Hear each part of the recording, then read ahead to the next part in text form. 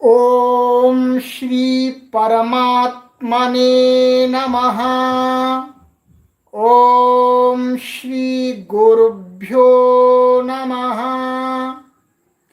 ओम श्री ऋषिभ्यो नमः। सर्वेभ्यो नमो नमः। देववाणी संस्कृतम ई गुरुकुलम प्रति भवतां सर्वेषां हार्दं स्वागतम।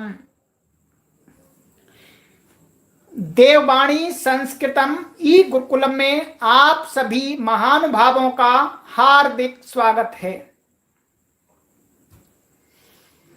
तो मित्रों,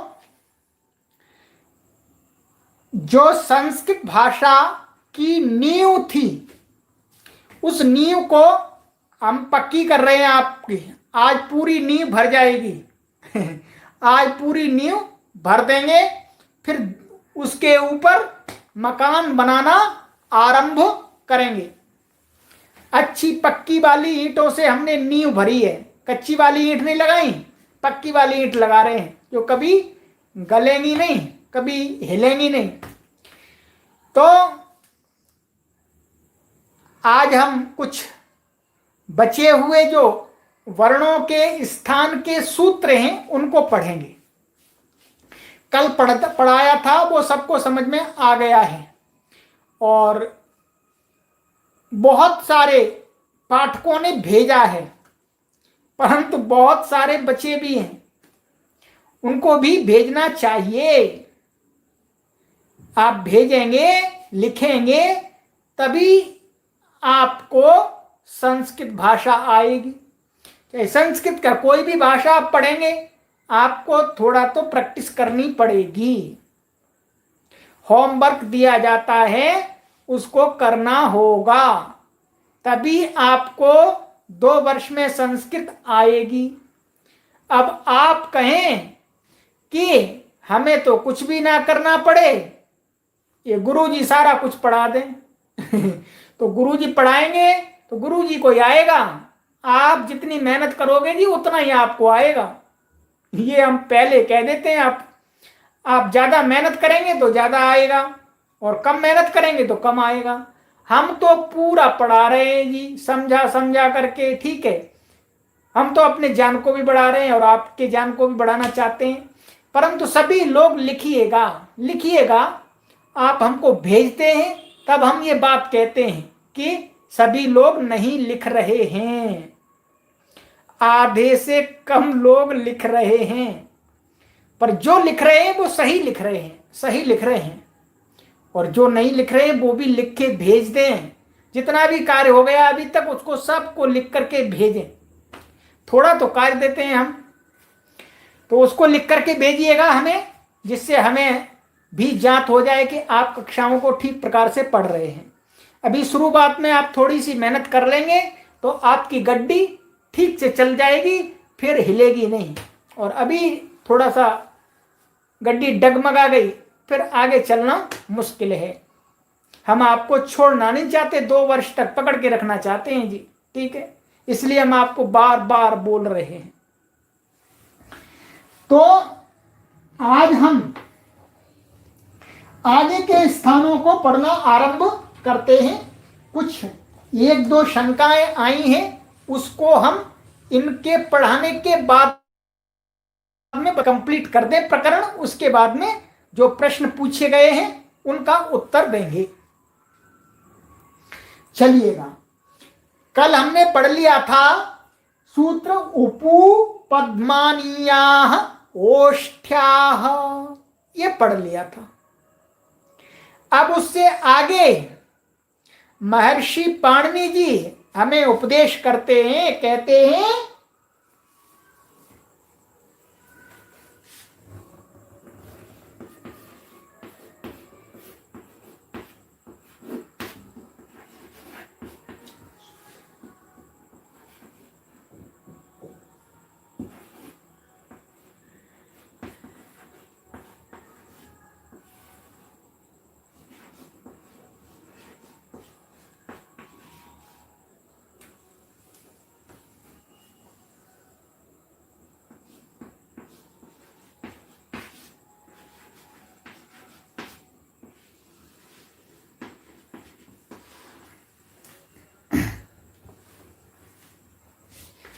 मेरे साथ जोर से बोलिएगा, पूरी शक्ति लगा करके बोलिएगा, चाहे घर वाले बेशक नाराज हो जाएं।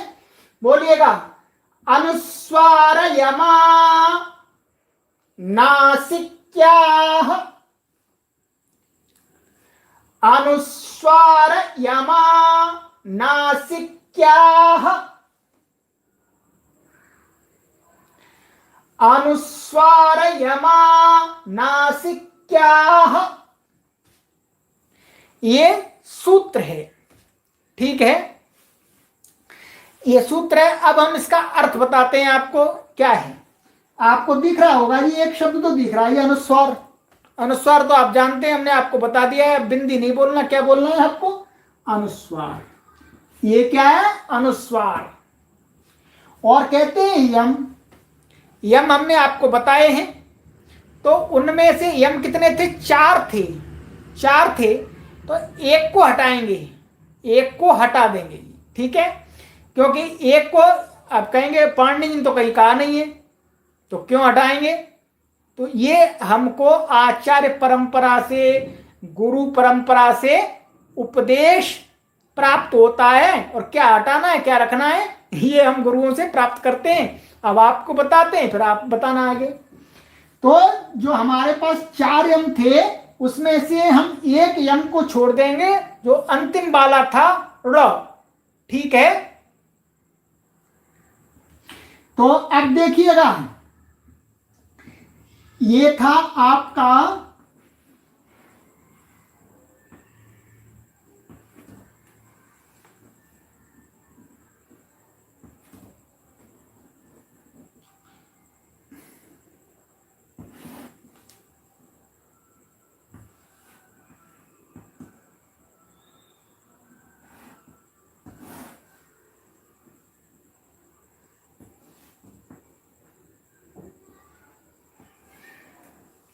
ठीक है, यही थे आपके।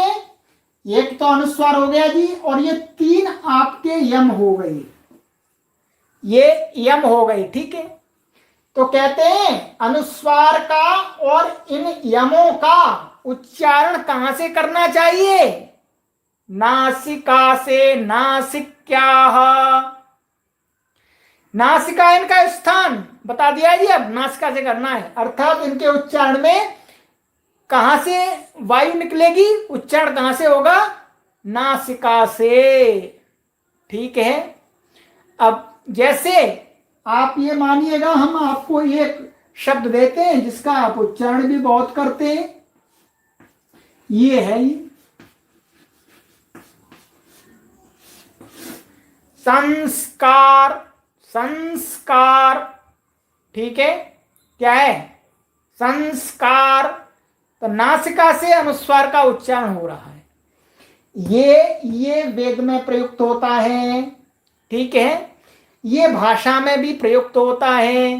तो ये अनुनासिक है, अनुनासिक है, तो इसका नासिका स्थान तो ये बता दिया, और इसका स्थान मुख भी है, जो पाणिनि ने अपने सूत्र में बताया है, उसको बाद में चर्चा करेंगे। पर अभी आपको ये देखना है कि इनका स्थान क्या है। जो मुख्य स्थान है वो है नासिका, ठीक है। चलो लिख लीजिएगा, इसको जल्दी से लिख लीजिएगा। आपको समय दिया जाता है 1 मिनट का लिखने के लिए। ये सब क्लियर दिख रहा होगा आपको। हाँ, लिखिएगा, लिखिएगा, इसको लिखिएगा।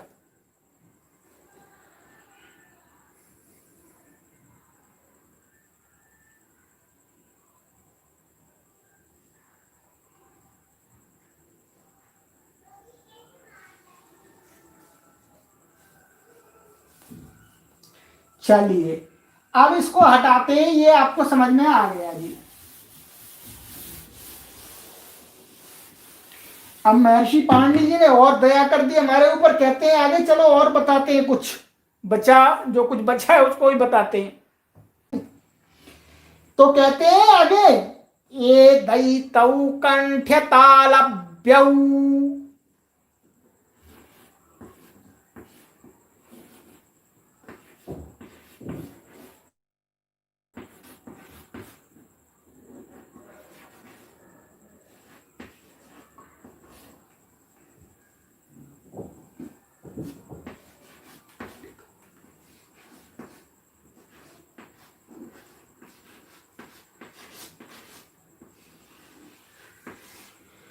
ठीक है,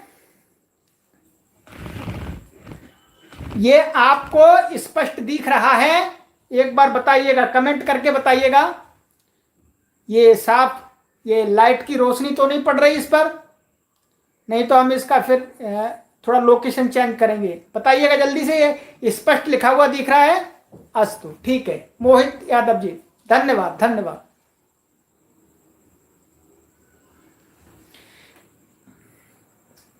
अब देखिएगा, ए दई तऊ, ए दई तऊ का अर्थ है ए और आई। ठीक है, दोनों आ गए।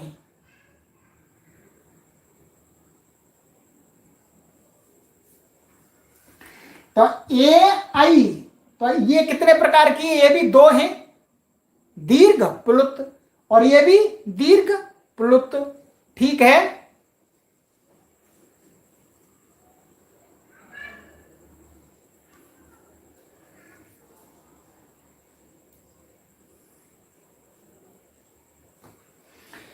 तो अब देखिएगा, तो ये इनका कहते हैं ए और आई का स्थान क्या है? क्या स्थान है? कहते हैं कंठ तालव्यऊ। कंठ और तालु है, इनके उच्चारण में कंठ और तालु का प्रयोग होता है। ठीक है, तो अब आपको देखना है,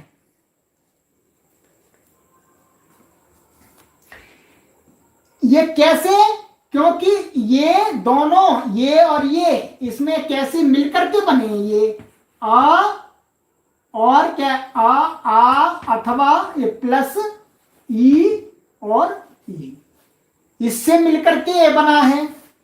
इसलिए ये कह रहे हैं इसका स्थान क्या था? कंठ। आ का स्थान अकुह विसर्जनीया कंठ्या, कल पढ़ा था हमने। तो आ का स्थान क्या? कंठ। और ई का स्थान क्या है? इच्छु यशास तालव्या, तालु। और ये दोनों से मिलकर के बना है, ये दोनों से मिलकर के बना है। इसलिए पाणिनि आचार्य जी ने कहा कि इनका स्थान क्या है? कंठ और तालु, इन दोनों को मिलकर के बना है, इसलिए दोनों का स्थान जो है वो इसका भी है। ठीक है, पर आपको अभी यही इतना ही काफी है कि ए और आई का स्थान क्या है? कंठ और तालु। ए तो जिह्वा ऊपर भी मुड़ेगी,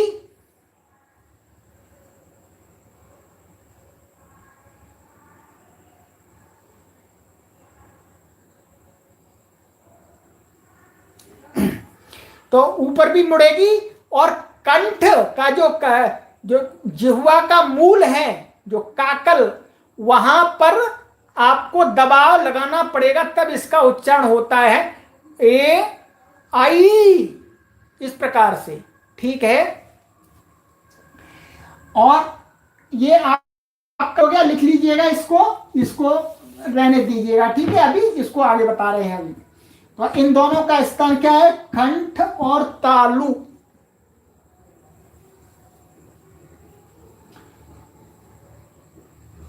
चलिए, लिख लिया होगा।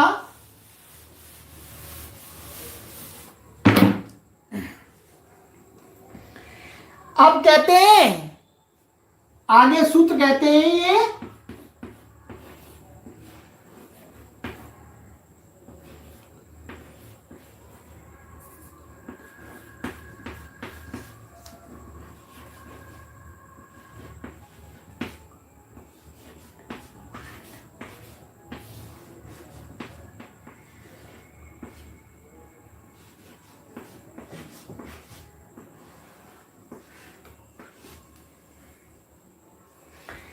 ओ दऊ तऊ कंठ्यौष्ठ्यौ।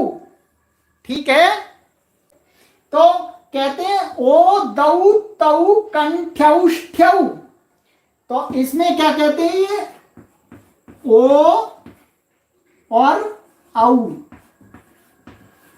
ये दो वर्ण हैं, इनका स्थान क्या है?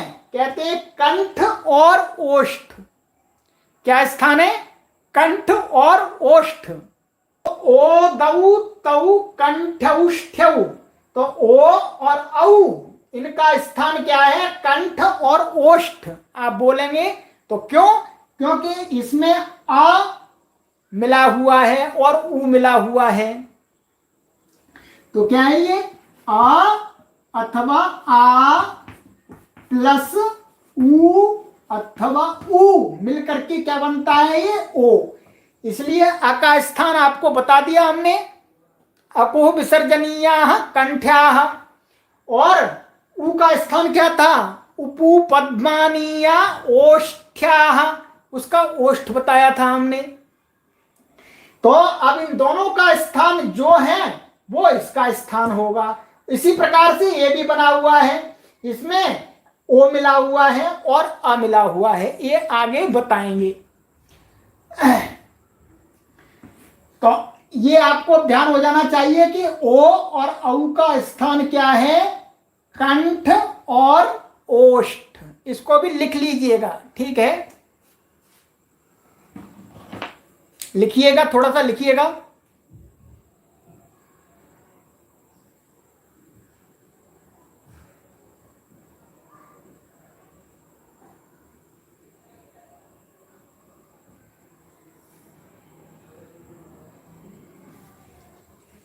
चलिएगा, अब और आगे चलते हैं।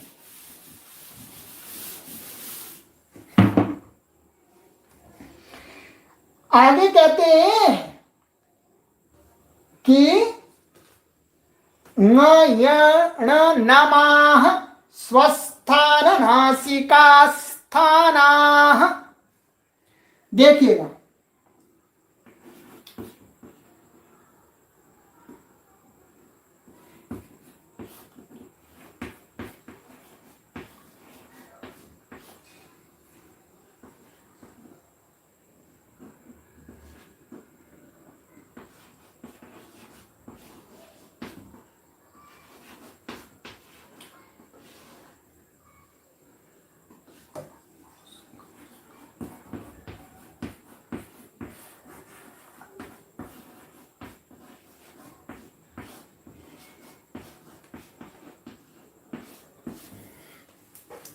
चलिएगा, बोलिएगा मेरे साथ में। नमाः स्वस्थान नासिका स्थानाः। ये महत्वपूर्ण सूत्र है, ये अंतिम सूत्र है आपका, बस इसका वर्ण संबंधी क्या है? नमाः स्वस्थान नासिका स्थानाः। देखिएगा, स्पष्ट आपको दिख रहा होगा इसमें कि न और न्य और ण और न और म, ये म है, ठीक है? ये आपको सब पढ़ा दिए हैं। ये कवर का अक्षर है अंतिम, ठीक है? कवर का हमने बता दिया था, आकुह विसर्जनीयाः कंठ्याः। ये है चवर का है, चवर का हमने बता दिया था क्या? इच्छु यशास्तालव्याः। और ये ण है, ये कौन से वर्ग में आता है? ट वर्ग में। ट वर्ग का हमने बता दिया था, ऋतु रसा मूर्धन्याः। न ये त वर्ग में आता है, इसका भी बतला दिया था, ऋतु लसा दंत्याः। अच्छा, ये प वर्ग का आता है, प वर्ग में क्या है? उपू पद्मानीया ओष्ठ्याः। इसका स्थान ओष्ठ। इन सबका स्थान बता दिया है, पूर्व में सबका स्थान बता दिया है, ठीक है?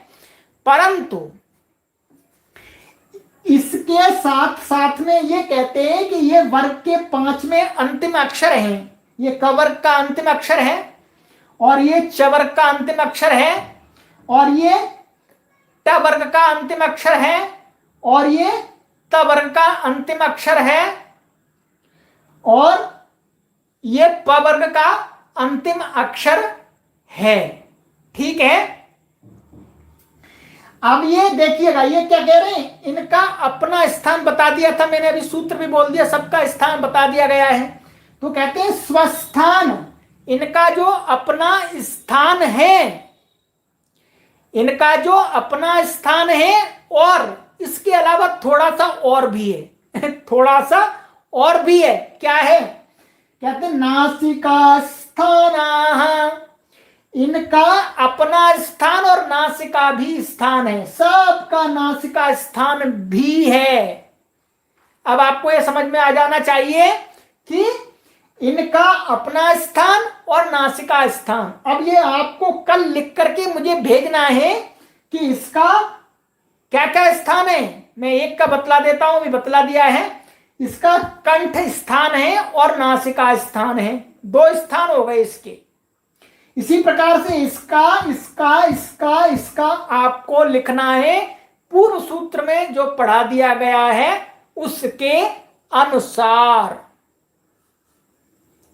ठीक है जी, चलिएगा। तो ये समझ में आ गया कि ये वर्ण है, इनका स्थान नासिका भी है और अपना स्थान जो बताया है वह भी है।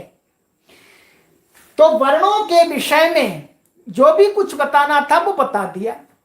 एक थोड़ा सा रह रहा है आपका, एक रह रहा है, कौन सा, जिह्वा मूलीय। क्या रह रहा है, जिह्वा मूलीय। जिह्वा मूलीय यहां नहीं बताया आचार्य पाणिनि ने, क्या भूल गए क्या? तो भूले नहीं है, भूले नहीं है, कुछ बातें ऐसे रखते हैं कि इशारों में बतलाने के लिए। उन इशारों को आचार्य गण उपदेश के द्वारा स्वयं पढ़ते हैं और दूसरों को पढ़ाते हैं तो अब आपको जिह्वा मूलीय का स्थान क्या होगा?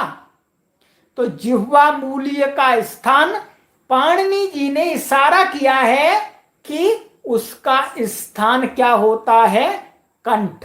कोई सूत्र नहीं है। जिह्वा मूलीय आपका ये था ऐसा, उपदमानीय का तो बता दिया था, ओष्ठ उपदमानीय का, ठीक है। और जिह्वा मूलीय बचा था आपका, इसका स्थान क्या है, कंठ। ठीक है, इसका स्थान कंठ है ये बस आपको इतना समझना है। तो संपूर्ण वर्णमाला को मैंने समझा दिया आपको अच्छी प्रकार से। अब हम आगे बढ़ते हैं, आपकी नींव पूरी भर दी। कल हमें पूरा कुछ ये जो पढ़ाया है उसमें से जिन्होंने भेज दिया है वो कार्य भेजेंगे और जो आज पढ़ाया उसको भेजेंगे।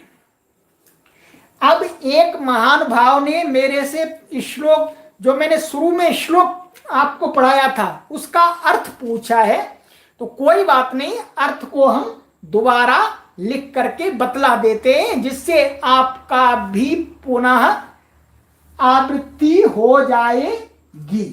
ठीक है, उन्होंने पूछा ये समझ में नहीं आया गुरुजी अर्थ इसका, तो हमने कहा ठीक है जी, हम आपको समझा देते हैं, कोई परेशानी की बात नहीं है। चलिएगा, श्लोक आपका ये था,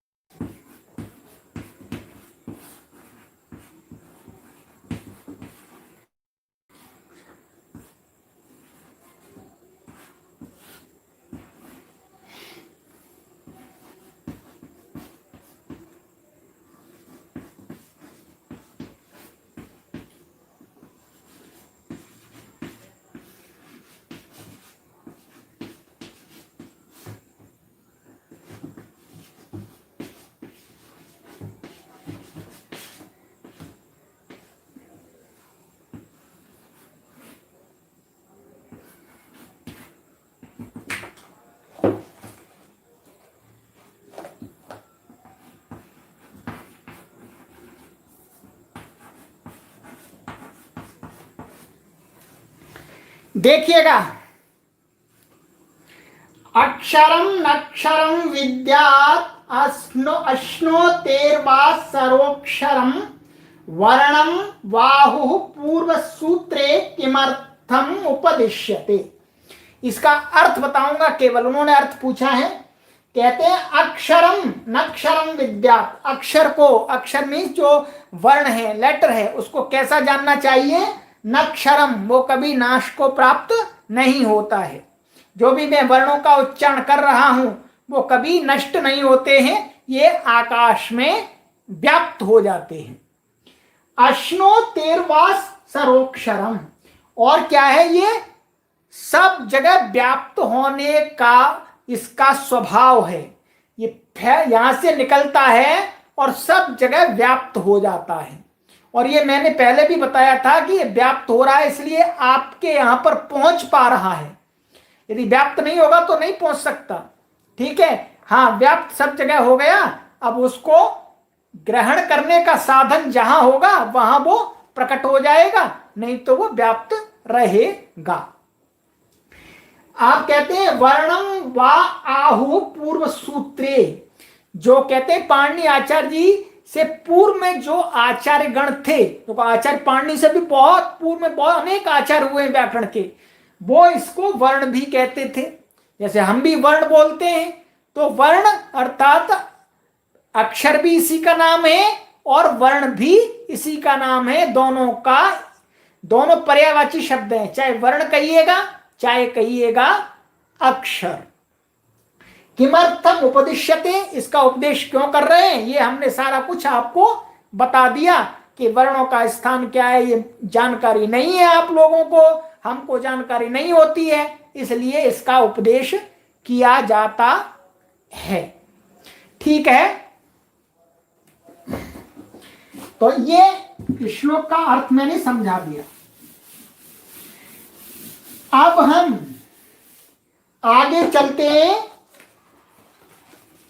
अंतिम लक्ष्य पर चलेंगे। अब अंतिम लक्ष्य की शुरुआत हो रही है, गंगा जी में स्नान कराने की, संस्कृत ज्ञान गंगा में स्नान कराने की, डुबकी लगाने की तैयारी हो रही है। ठीक है, अब ये हमने सारा आपका बता दिया। अब इसका उपयोग हम आगे करेंगे, जब जब बोलेंगे तब आपको समझना है ह्रस्व क्या होता है, दीर्घ क्या होता है, प्लुत क्या होता है। ठीक है, तो ये सब कुछ। अब संस्कृत गंगा में स्नान करना है। स्नान करने के लिए थोड़ी सी और तैयारी चाहिए, पहले देखना है जी कैसे उसमें घुसना है। ठीक है, कहीं पैर ना फिसल जाए, कहीं मगरमच्छ आदि ना हो, पहले देखना है जी। ठीक है, तो उसी को देखने के लिए कुछ सामान्य चीजें हैं, उनको हम आपको बतला देते हैं, जो आपको ज्ञात भी होंगी, आपको ज्ञात हैं, परंतु उसकी आवृत्ति हो जाएगी, जिससे आगे से जल्दी जल्दी चल पड़ेंगे हम। देखिए, संस्कृत भाषा में 3 लिंग होते हैं, जिसको जेंडर बोलते हैं, वो सब भाषाओं में होते हैं। 3 जेंडर होते हैं, तो 3 लिंग होते हैं। कौन कौन से होते हैं?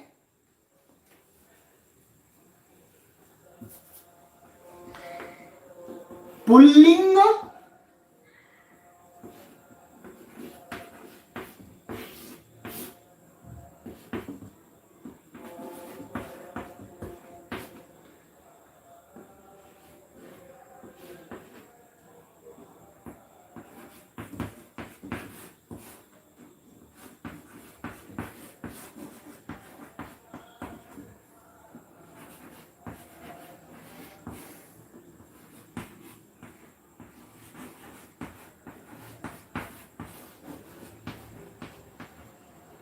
ठीक है, पुल्लिंग, स्त्रीलिंग, नपुंसकलिंग, ये 3 लिंग होते हैं।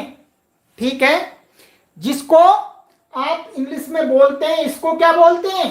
इसको आप बोलते हैं मैस्कुलिन जेंडर, इसको बोलते हैं फेमिनिन जेंडर, और इसको बोलते हैं आप न्यूटर जेंडर। पर संस्कृत में आपको याद करना है पुल्लिंग, स्त्रीलिंग, नपुंसकलिंग। ठीक है, ये 3 लिंग अर्थात जितने संस्कृत के शब्द हैं, नामवाची शब्द, वो 3 लिंगों के होते हैं। पुल्लिंग,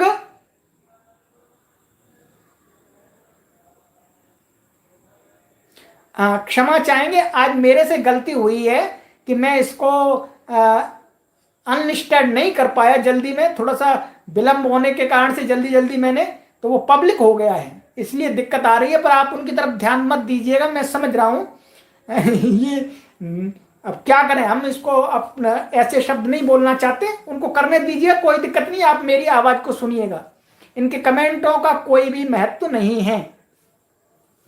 तो पुल्लिंग और स्त्रीलिंग, नपुंसकलिंग, ये 3 लिंग आपको ध्यान रखने हैं। इनका बार बार हम प्रयोग करेंगे संस्कृत भाषा के वाक्य बनाने में, ठीक है। एक तो ये हो गया आपका। अब ये सब नोट करते जाइएगा अपनी नोटबुक पर, ये आगे कार्य आएगा, ठीक है।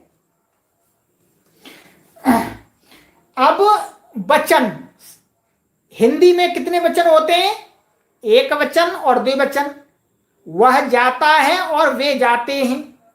इसी प्रकार से इंग्लिश में भी सिंगुलर और प्लूरल होता है,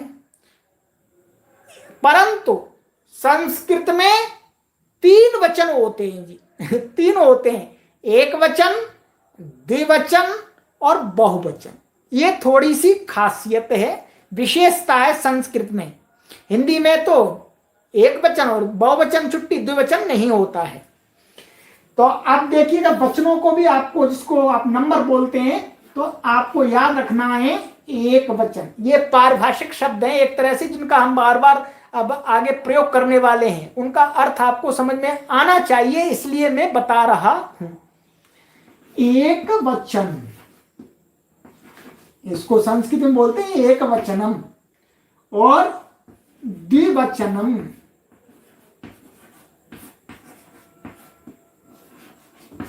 और बहुवचनम।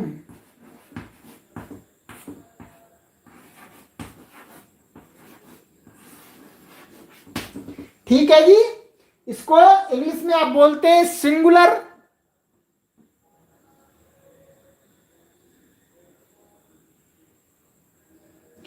और ये द्विवचन यदि आप इंग्लिश में कहना चाहेंगे तो, इंग्लिश में है नहीं द्विवचन, परंतु संख्या को कह सकते हैं ड्विल, ठीक है। और बहुवचन को बोलते हैं प्लूरल, ठीक है। तो आपको अब संस्कृत में याद करना है एक वचनम, द्विवचनम, बहुवचनम। जब हम एक को कहेंगे तो एक वचन लगाएंगे, एक वचन का शब्द लगाएंगे, और 2 को कहेंगे तो द्विवचन का शब्द लगाएंगे, और बहुत को कहेंगे तो बहुवचन का शब्द लगाएंगे, ठीक है। तो एक वचन, बहुवचन और 2 से अधिक, वो एक वचन, द्विवचन और 2 से अधिक होंगे तो बहुवचन। इनको आपको नोटबुक पर लिख लीजिएगा जल्दी से, ये सभी काम आएंगे आगे, ठीक है।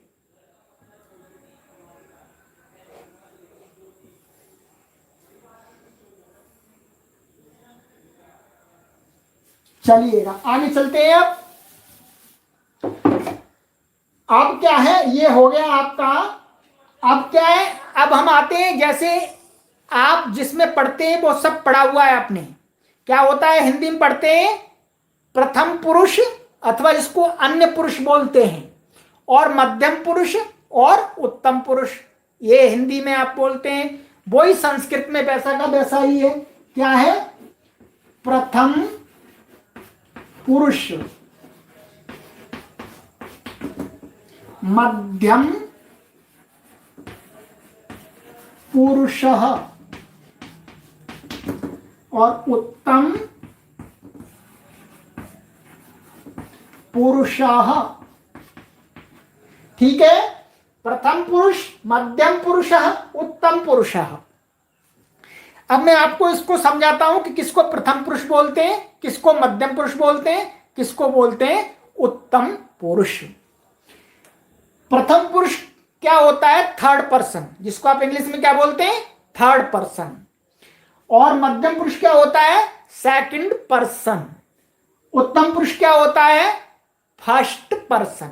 ठीक है, आप इंग्लिश में जानते हैं तो अवश्य समझते होंगे कि इनका मीनिंग क्या है।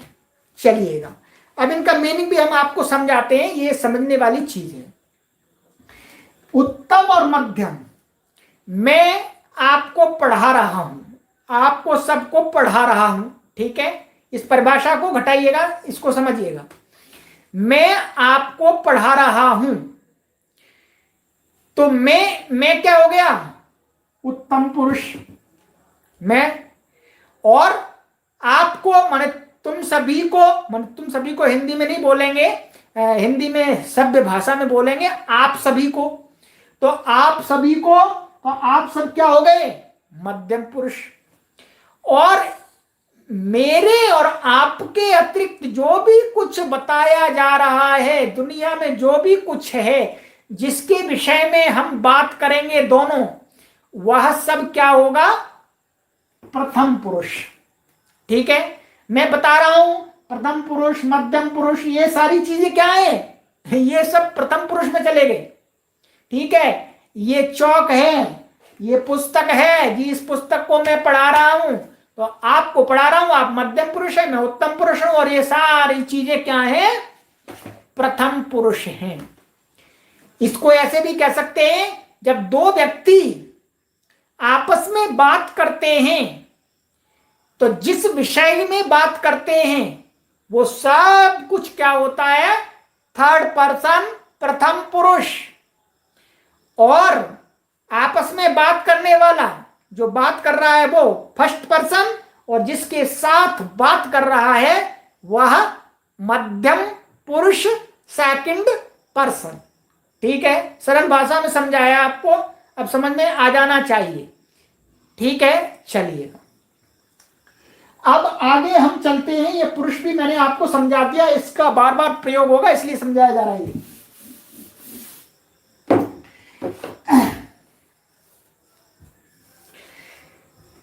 जिसको इंग्लिश में आप टेंस बोलते हैं उसको संस्कृत में बोलते हैं लकार। क्या बोलते हैं, लकार।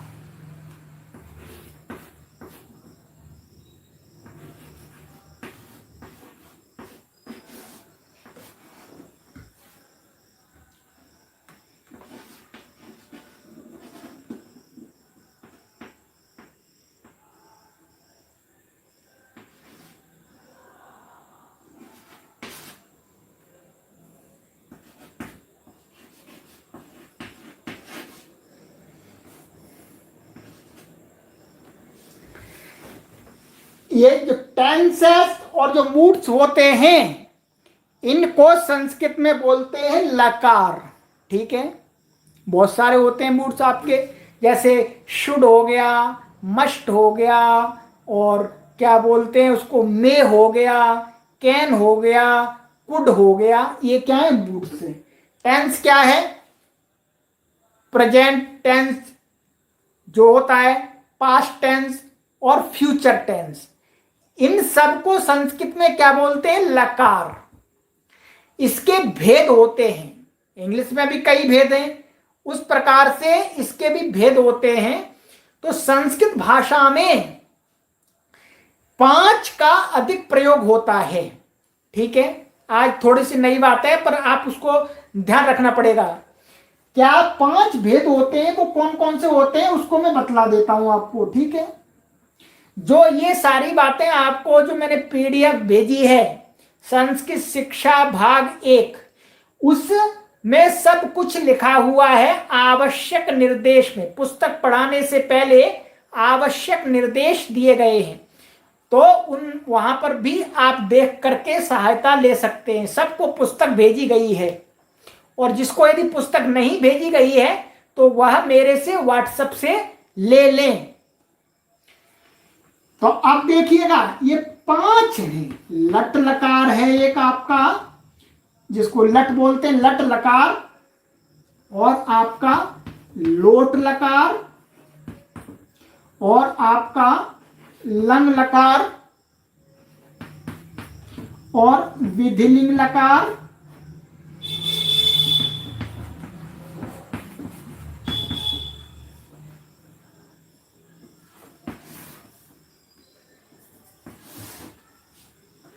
और आपका लिट लकार। ठीक है, लकार लकार सबके पीछे लगा देंगे। ये लट लकार होता है वर्तमान काल की क्रिया को कहने के लिए। लोट लकार होता है ऑर्डर, ऑर्डर देते हैं, आज्ञा देते हैं, कुछ भी अनुमति देते हैं तब। लंग लकार होता है जब भूतकाल कोई क्रिया हो चुकी है उसको कहने के लिए। और विधलिंग, विधलिंग माने पोलाइटली, पोलाइटली हम कोई बात कहना चाहते तब विधलिंग लकार का प्रयोग होता है। लिट ये फ्यूचर के लिए प्रयोग होता है। ठीक है, इतना आपको समझना है।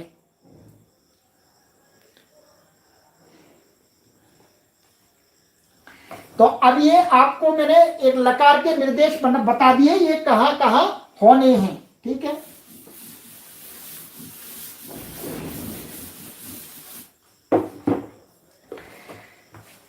अब अंतिम पार्ट आ रहा है इस कक्षा का। अंतिम पार्ट है इसका जो आवश्यक निर्देश जिनको हमको प्रयोग करना है कि संस्कृत में आपने सुना होगा, हिंदी में भी बोलते हैं, हम आपको टेबल बना के दिखा देते हैं और वो सबको याद है। क्या है? कर्ता ने, इसको आपको ध्यान रखना है। ठीक है, ये सबको याद होगी वैसे, क्योंकि हिंदी सभी लोग पढ़ते हैं। कर्म को करण ने से द्वारा संप्रदान, लिखते जाइएगा इसको नोटबुक पर, के लिए, यही गुरुजी पढ़ाते हैं 5वीं में, 6वीं में, 7वीं में। अपादान से संबंध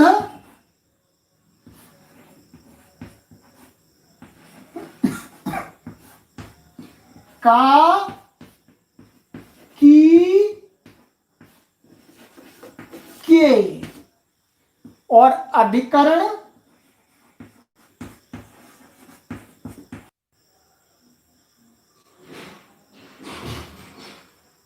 कृपया बताएंगे। अभी थोड़ा सा डिस्कनेक्ट हुआ है, दोबारा दिख रहा है आपको? कोई भी एक महानुभाव कमेंट करके बताइएगा।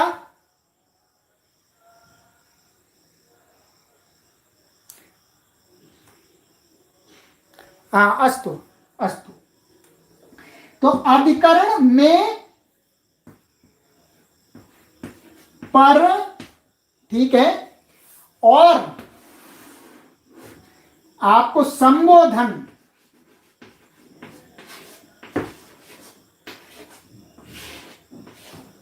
संबोधन का क्या होता है? हे, आए और भो, ये दिखेगा आपको, दिखेगा। ठीक है, ये आप सभी जानते हैं कि कर्ता, अर्थात हिंदी में, हमारे मन में हिंदी में विचार आएगा तो जहां पर जिसके पीछे ने लगा होगा वो शब्द हो जाएगा कर्ता, और जिसके शब्द के पीछे को लगा होगा वो हो जाएगा वाक्य का कर्म, और जिस शब्द के पीछे ने अथवा से अथवा द्वारा लगा होगा वो शब्द हो जाएगा वाक्य का करण कारक। ये मोटा मोटा समझिएगा, अभी आगे सब आएगा धीरे धीरे। संप्रदान के लिए जिसके पीछे आ गया वो संप्रदान बन जाता है, और से जिसके पीछे आ जाएगा वो अपादान, और काज अथवा की अथवा के जिस शब्द के पीछे आएगा वाक्य में वो बनेगा संबंध, और जिस शब्द में कि शब्द के पीछे में आए अथवा पर आए तो वो शब्द क्या बनेगा? वाक्य का अधिकरण कारक। और ये शब्द के पीछे नहीं, ये शब्द के पूर्व में, शब्द से पहले, जिस शब्द से पहले हे लगे अथवा जिस शब्द से पहले आए लगे अथवा जिस शब्द से पहले भो हो लगे तो वो क्या होता है? संबोधन। जैसे बोलते हैं हे राम, हे भगवन ऐसे बोलते हैं, हे सीते, हे माता, संस्कृत में ऐसे बोलते हैं। तो ये क्या है, सब संबोधन है। हे बालक, तो ये सब संबोधन है, क्योंकि हे पूर्व में लग रहा है, पीछे नहीं लग रहा। ये आपको ध्यान रखना है कि ये वाला है, ये पूर्व में होना चाहिए और ये शब्द के बाद में होने चाहिए। ठीक है, इतना बता दिया। अब ये संप्रदानकरण क्या होता है ये हम आगे आगे समझेंगे। ठीक है, तो ये मैंने आज आपको इतना पढ़ा दिया, आप इसको लिख लीजिएगा, ये बहुत जरूरी चार्ट है आगे पढ़ने के लिए।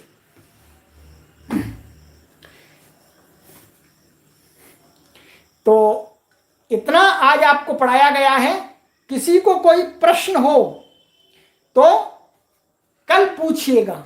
ठीक है, कल पूछिएगा क्या समझ में नहीं आया, क्योंकि आज मैंने आधी कक्षा के बाद वही बातें पढ़ाई हैं जो आपको हिंदी के अध्यापक महानुभाव 6वीं 7वीं 8वीं कक्षा में पढ़ाते हैं।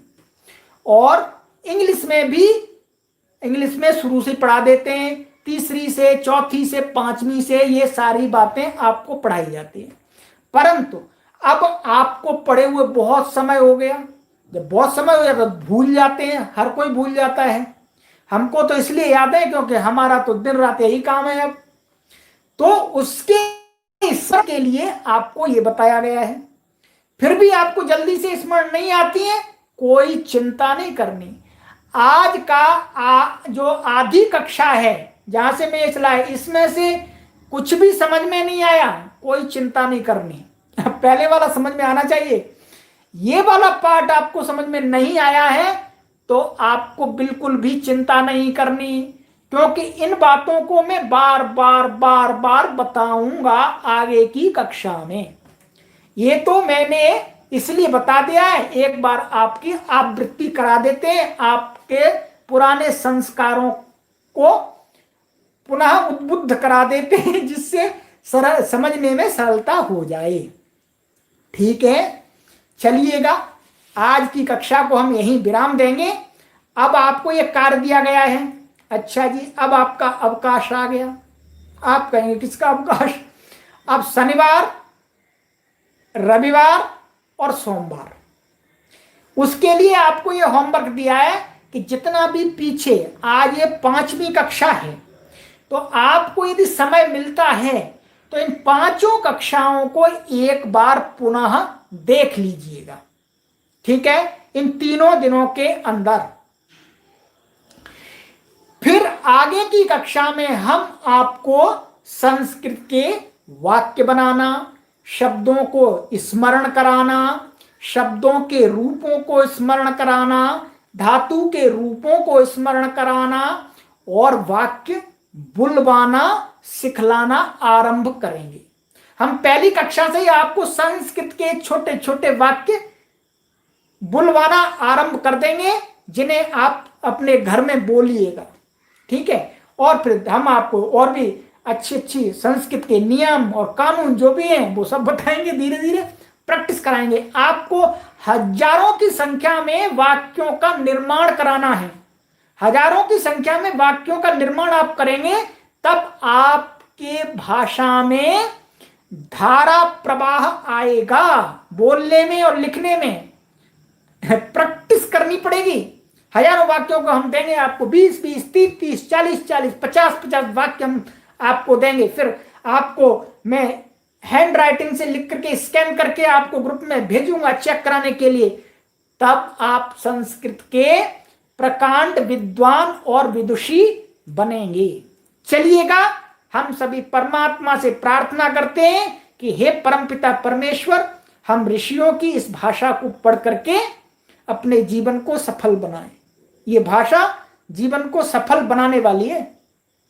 पैसे तो कमा देगी थोड़े बहुत, परंतु क्या है, जो मुख्य उद्देश्य है जीवन को सन्मार्ग पर चलाना, जो पैसों से नहीं चलता है, ज्ञान से चलता है।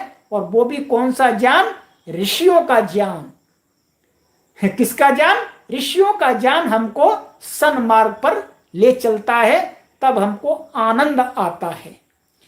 चलिएगा, इस कक्षा को यहीं विराम देते हैं। आप सभी को प्रणाम करते हैं। पुनः मंगलवार को 7 बजे सायंकाल अवश्य तैयार रहिएगा, हम आपको स्मरण दिला देंगे। अस्तु, सर्वेभ्यो नमो नमः।